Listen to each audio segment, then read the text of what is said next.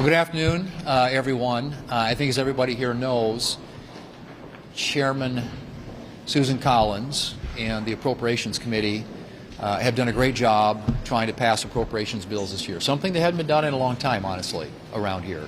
And that's to move individual appropriation bills where everybody gets a chance to have input into it.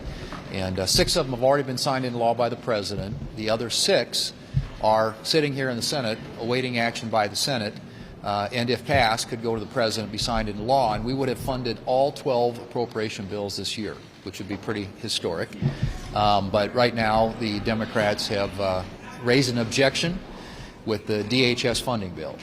Now, the ironic thing about that, obviously, is that the DHS funding bill actually, if enacted, would spend less on ICE and some of the other things the Democrats are concerned about than would a continuing resolution, which would be a bill to fund the government for the full year at current spending levels.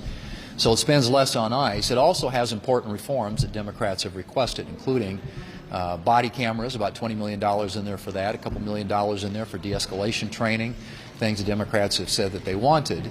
And of course the DHS bill not only funds ICE and Border Patrol, but it also funds FEMA and TSA and the Coast Guard and CISA, which deals with cybersecurity for the country. So a lot of pretty important stuff. So those are all things that are included in the DHS funding bill as negotiated by Democrats and Republicans, both House and Senate, and voted and passed by the House last week with 341 votes in the House. Almost 80% of the House of Representatives voted for the package that we have available to vote on here in the Senate this week.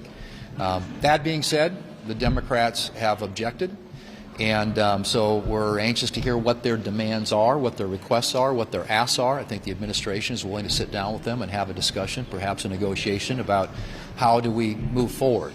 But the one thing I do know, and that is that a government shutdown is not in anybody's interest.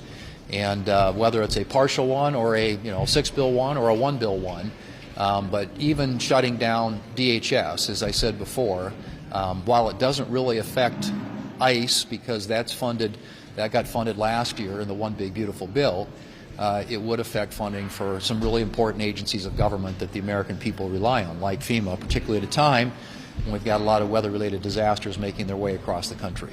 So I hope we can get this thing back on track. We need to fund the government. We have a bill sitting in the Senate today that does that, that if we pick it up and pass it, can be put on the President's desk, and all 12 appropriation bills will have been done this year. So that's the question before the House, and I assume that you will hear when the Democrats come out here momentarily what their requests are, what their asks are, because we've been trying to get that now for several days. What is it that you want? And hopefully they'll be able to articulate that so that they and the White House can sit down and figure out what the path forward here looks like. But I think it's really important, if possible, to do it here, not to have to send it back to the House of Representatives, where the future of an appropriations package, I think, would be somewhat uncertain.